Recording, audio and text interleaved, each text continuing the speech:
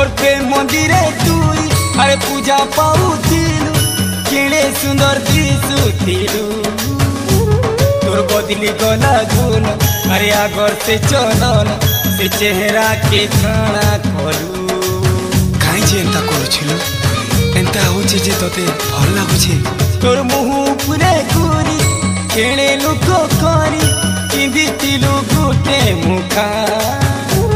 मुई चिन्ही ने पारिली मुई जानी ने पारिली मोर आखि खाई गला रे धोखा प्रेमोरी टाकेंजा अच्छा मत देलु रे नाम हो तोर बेवफा पीरती के मोर आखिरी सलाम